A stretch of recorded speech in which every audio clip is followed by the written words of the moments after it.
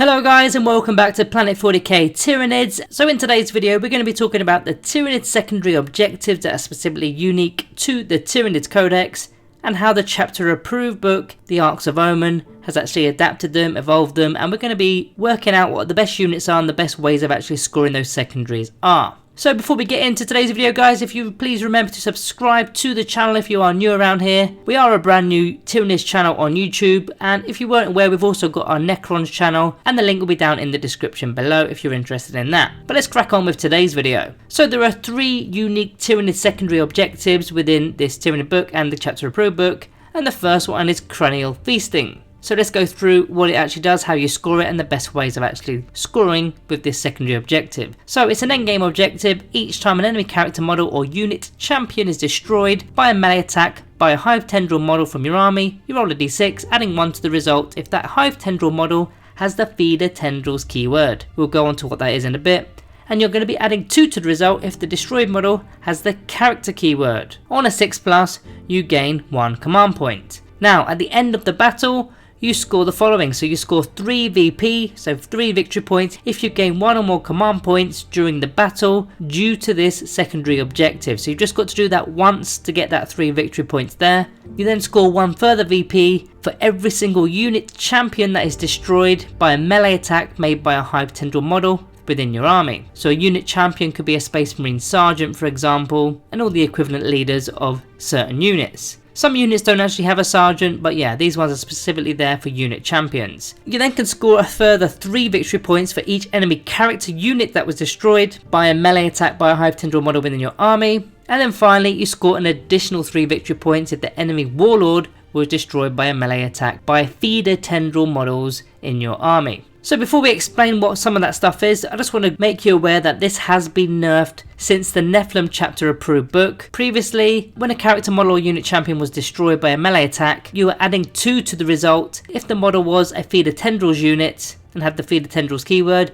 Now you're only adding 1 to that result, so that's a slight difference with this chapter approved book. Right, so this is a purge the enemy option. Firstly, we need to be looking at our melee options within our codex. The shooter units are a no-go here. Sergeants and sergeant equivalents will of course count, so we're going to be looking out for those in our opponent's lists. So as standard, we need to roll a 6 to attempt to score CP after destroying a character or unit champion. But doing it with the feeder tendril unit does allow for a 5+ roll because you're adding 1 to the roll. So that's going to be the Death Leaper, the Lictor, Gene Stealers, Toxicrines and Venomthropes. They've all got the feeder tendrils keyword. Some are better than others in melee, but remember it has to be a melee attack and not from any abilities that cause mortal wounds. Now if we do kill a character, it's obviously going to better the odds because now it's going to be a 4+ roll because you're adding 2 to the result, so it's a 50-50 effectively at that point. And if you're doing that with one of those feeder tendril units, that's going to drop down to a 3+, so even better. So the first bullet point within the secondary, as already mentioned, you've only got to do that once in the entire battle for that 3 victory points.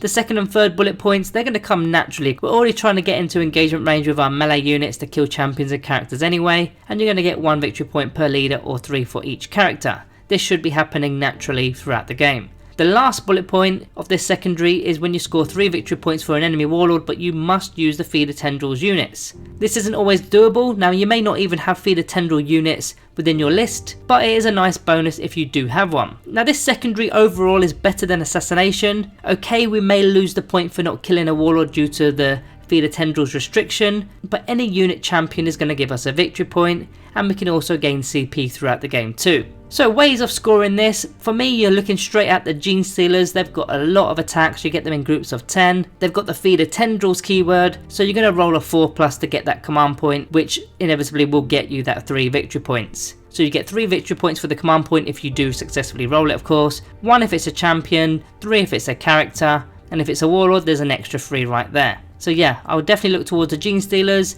Now the Lictors are also a good option, as well as the Death Leapers. Both are quite sneaky, you've got tons of attacks, -3 AP and damage 2 weapons, so yeah, I think they're going to do a ton of work, and they're hard to get rid of at the same time. Now other options here with the feeder tendrils keyword, you've got the Venomthropes as well as the Toxicrine. Yep, they can do a bit of work, so yeah, I would also suggest those, but all in all in the codex we've got tons of melee monsters, tons of melee infantry, melee fast attack. Quite a lot of the codex is actually based on melee attacks, so this one shouldn't be too hard, But yeah, if you've not got the Feeder Tendrils units within your list, you're going to not be able to get some of these victory points. Possibly you're going to drop the 3 victory points for the command points and another 3 for the Warlord, but with the other 2 bullet points, just getting 3 victory points for killing characters and 1 for killing champions of the units, that's better than Assassination as mentioned. So yeah, that one for me is a pretty decent one. Now as for the second one, which is the Synaptic Insight, this does the following. So it's a progressive objective, and when you select this objective, you're going to keep a Synaptic kill points tally. Now this is going to reset at the start of each battle round, so make sure you're aware of that. It's each battle round, not each of your own turns, so you can actually be tallying these up within your opponent's turn as well. And each time an enemy model is destroyed by a Synapse model from your army, the following happens. So if the enemy model has a wounds characteristic of 3, 4 or 5, you gain 1 Synaptic kill point. If they've got between 6 and 9 wounds, you gain 2 Synaptic kill points. And if they've got a wounds characteristic of 10 or more, you gain 3 Synaptic kill points. Now at the end of the battle round, you're scoring 3 victory points if your Synaptic kill points tally is 5 or more. And you can only score a maximum of 12 victory points per battle from this secondary objective. So now this is another one that has been nerfed with this chapter approved book. Previously, to score 3 victory points you needed a kill tally of 4. Now it's actually a kill tally of 5. It makes it a little bit more harder to achieve, but it's still achievable. So let's break this one down. This is our No Mercy No Respite option. Another secondary related to removing enemy models, but only with Synapse units. Models with 2 wounds or less will not count towards this tally, but if you come across an army full of those models, you may as well at that point switch out for No Prisoners, which is in the same No Mercy No Respite category. Now for example, if you kill a unit of 5 Terminators within the same battle round, that's going to get you a total of 5 for your tally, which in fact is job done for that battle round. Likewise, bigger targets such as Necron Canoptic Spiders, a unit of 3 of those, will get you a tally of 6. Overkill, yes, but those spiders are a pest to psychic factions. This secondary doesn't quite have the issue that Grind Them Down has, because it's all done on a model by model basis and not unit by unit. So even removing too much in one battle round is still okay for later battle rounds, plus this is capped at 12 anyway. So you only need to do this for 4 battle rounds out of the 5 to actually complete it. So there's plenty of ways to do this. I mean, we've got lots of Synapse creatures, lots of Synapse monsters, and in fact they don't have to be monsters. But we've got the Swarm Lord here as an example. He's going to be absolutely annihilating models because he's got the Synapse keyword. And also the Neurophrobe, because this isn't restricted to melee attacks. You can be doing this in the psychic phase as well with your smite attacks, for example. All it says is you've got to destroy a unit with the Synapse model. You can also give monsters within the Tyranids Codex an adaptive physiology, which will be the Synaptic Enhancement, which will give them the Synapse keyword as well as the Shadow in the Warp keyword, and that will cost you only 15 points. Right, let's get on to the third one today, which is the Spore Nodes. This is a progressive objective, and it's the Seed Spore Node action. So 1 Hive Tendril Troops unit from your army can start to perform this action at the end of your movement phase from the second battle round onwards, if it's within 6 inches of your opponent's deployment zone and not within 6 inches of any other Spore Node objective markers. Now this action is completed at the end of your turn, and if you complete it, you place 1 objective marker anywhere within 1 inches of the unit that completed the action, and that represents a Spore Node. And every time you do this, you're going to be scoring 4 victory points. Now this is a Shadow Operations option. It is restricted to troop options only, so that's our Termagants, Hormagaunts, Tyranid Warriors as well as Gargoyles.